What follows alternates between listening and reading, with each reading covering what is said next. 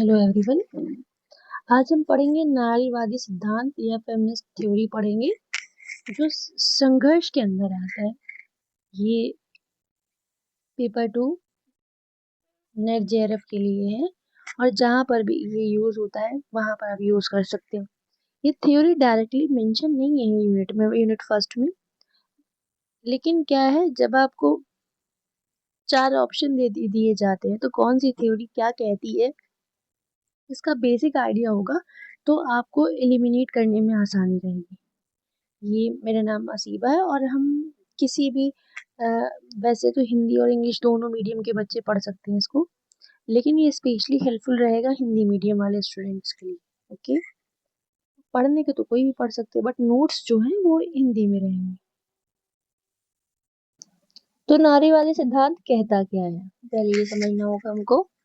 परिचय: नारीवादी सिद्धांत आलोचनात्मक सामाजिक दृष्टिकोण है जो समाज में महिलाओं और अन्य लैंगिक समूहों के साथ होने वाली असमानता, भेदभाव और शक्ति संबंधों का अध्ययन करता है। देखिए, नारीवादी कहता है कि जो सोसाइटी में लड़की लड़कों के बीच में असमानता है या किसी और जेंडर के बीच में असमानता है उसके बारे में बात करता है।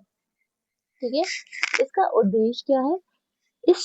इसका मुख्य उद्देश्य है कि लैंगिक समानता स्थापित करना और महिलाओं को समान अधिकार, अवसर एवं सम्मान दिलाना। समान शिक्षा, उसके लिए समान अवसर, समान अधिकार और समान सम्मान मिलना चाहिए। ठीक है, देखिए इसकी परिभाषा क्या हो सकती है। सिमोन द बोवार कहती हैं कि स्त्री पैदा नहीं होती बल्कि बना दी जाती है।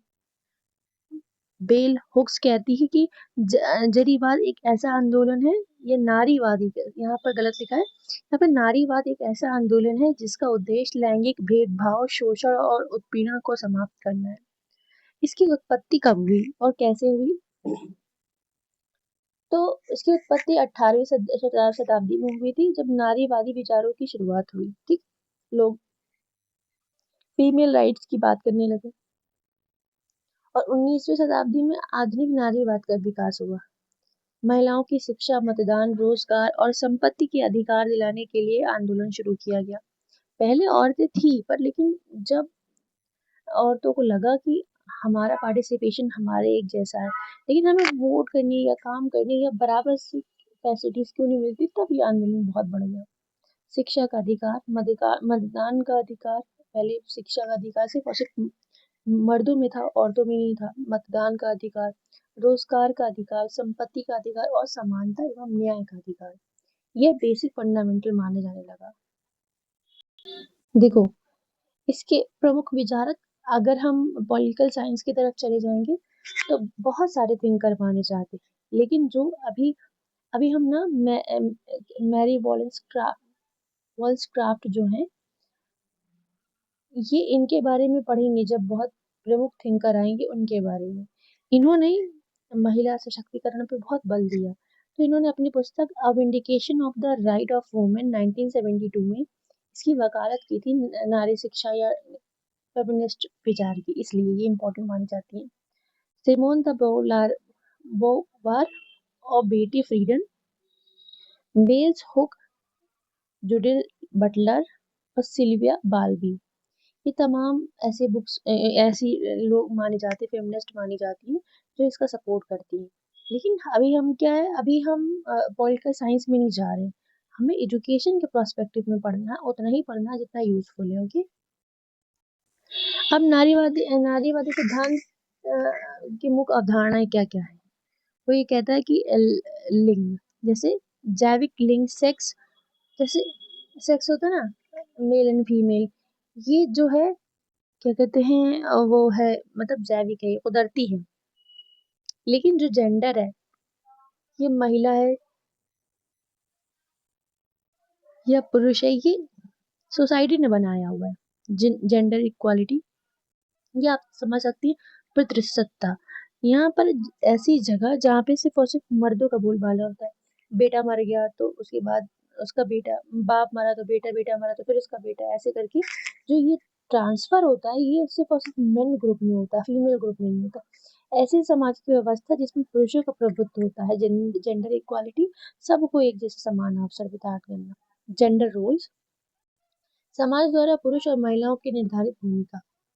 ये जो सोसाइटी ने बनाया है, बताया है आपको कि औरतें घर का काम करेंगी, मर्द बाहर का काम करेंगे, बट ऐसा नहीं है। एम्पावरमेंट, महिलाओं को निर्णय लेने की और संसाधनों का अधिकार देना, ये कहता है। अब आता है, अब जाति, वर्ग, लिंग आदि के आधार पर मुख्य संयुक्त प्रभाव को समझना। ये कह रहा है कि क्या कहते हैं, हर आदमी का एक अपना प्रभाव होता है, लिंग के आधार पर, जात के आधार पर, धर्म के आधार पर, तो उन सबको समझना। ठीक है, सिर्फ आपको ऊपर ऊपर से समझना है, बहुत ज्यादा डिटेल पे नहीं जाना, और एक ओवरऑल आपको वो होना चाहिए, आइडिया होना चाहिए। नारीवाद की विभिन्न धारणाएं महिलाओं की स्थिति, असमानता और मुक्ति के प्रश्नों को अलग अलग दृष्टिकोण से समझने का प्रयास करती है। सबसे पहला उदारवादी नारीवादी, समान अधिकार, समान शिक्षा, समान रोजगार, वेतन, कानूनी असमानता, समानता। ये उग्रवादी, जो उग्र मतलब बहुत ज्यादा भड़क जाती, पितृसत्ता को महिलाओं के शोषण का मूल कारण मानती हैं। वो ये मानती हैं कि जो ये मर्दों के पे सोसाइटी ट्रांसफर है, इसकी वजह से औरतों की ये स्थिति है। सामाजिक संरचना में व्याप्त परिवर्तन की वकालत करता है। अब आता है समाजवादी नारीवादी, महिलाओं का शोषण पूंजीवाद और पितृसत्ता दोनों से जुड़ा है। कह रहा है कि पैसे और पितृसत्ता दोनों की वजह से महिलाओं का शोषण होता है। आर्थिक समानता पर बल देता है। मार्क्सवादी नारीवाद क्या कहता है कि आर्थिक व्यवस्था महिलाओं के शोषण का मुक्का है। मार्क्स हमेशा पैसे पर बल देता था, इसलिए कहता है घरेलू श्रम के महत्व को रेखांकित करता है। ये बताता है कि घर में किया हुआ काम ही जरूरी होता है। उत्तर आधुनिक नारीवाद क्या होता है, स्त्री अनुभव एक समान नहीं होते, विविध पहचान और अनुभवों पर बल, मतलब ये उत्तर आधुनिक नारीवाद कहता है कि एक महिला की अलग अलग पहचान हो सकती है, इसके बारे में बात करता है। इनका समाज में क्या योगदान है, महिलाओं के अधिकारों की रक्षा, समान शिक्षा देता है, समान वेतन की क्या कहते हैं पैरवी करता है, घरेलू हिंसा के विरुद्ध जागरूकता प्रदान करता है, और राजनीति भागीदारी बढ़ाने में महत्व इम्पोर्टेंट रोल प्ले करता है। कार्यस्थल पर समान अवसर, जितना एक मर्द को मिले पैसे उतने ही एक महिला को मिलना चाहिए, तो ये इसकी विशेष समाज में योगदान देता है। ये क्या कहते हैं थ्योरी।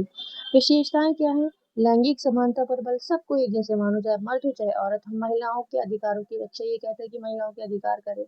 सामाजिक न्याय पर ये बल देता है। आलोचनात्मक दृष्टिकोण, मतलब आपके पास किसी चीज को सवाल करने के लिए आपके पास सोच बढ़ाता है आपकी। पितृसत्ता सत्ता की आलोचना है, ये जो मर्दों की वो होती है ना, सत्ता होती है, उसकी आलोचना करना सिखाता है। महिला सशक्तिकरण पर बल देता है। समावेशी समाज की स्थापना, ऐसे समाज की स्थापना करने पर बल देता है जहाँ पर मर्द और औरत दोनों एक जैसे ट्रीट किए जाए। अब हर चीज की एक लाभ होता है, कुछ इसकी सीमाएं हैं, तो लाभ देख लेते हैं। महिलाओं को समान अवसर प्रदान करता है, शिक्षा और रोजगार में समानता को बढ़ावा देता है, लैंगिक भेदभाव कम करने में सहायता देता है, और महिला सशक्तिकरण को प्रोत्साहित करता है, सामाजिक न्याय और मानव अधिकारों का समर्थन करता है। ये इसके लाभ हुए। अब असमानता क्या या डीमेरिट्स क्या हो सकती हैं, जो सीमाएं इसकी क्या है, कुछ धाराएं पुरुष और महिलाओं के बीच संघर्ष को महत्व देती हैं। देखो कई चीजें ऐसी हैं, ऐसा नहीं कहते कि औरतें मर्दों से कमजोर होती, बट सम टाइम क्या होता है, उनको लेडीज को थोड़ा ज्यादा केयर की जरूरत देती है। अब ये जब केयर सामने आती है तो इनके दोनों के बीच में ना संघर्ष होने लगता है। आर्थिक और सांस्कृतिक कारों को भी संदर्भों को समान रूप में नहीं समझा जाता। जो पुराने वो हैं कारक हैं आर्थिक और सामाजिक, उनको ये महत्व नहीं देता। सभी महिलाओं के अनुभव एक जैसे नहीं होते, जरूरी थोड़ी ना है किसी के घर में लड़कियों की वैल्यू नहीं होती है, किसी के घर में बहुत वैल्यू होती है, तो ये तो इंडिविजुअल डिफरेंसेस हैं। अपना अपना एक्सपीरियंस अलग अलग हो सकता है, लेकिन ये सबको एक जैसा मानता है, ऐसा नहीं है। इस दुनिया में हर इंसान की फैमिली की सिचुएशंस अलग अलग होती हैं, कभी कभी हालात ही कैसे हो जाते हैं तब। तो आप इंडिविजुअल डिफरेंसेस को या इंडिविजुअल एक्सपीरियंस को निगलेक्ट नहीं कर सकते।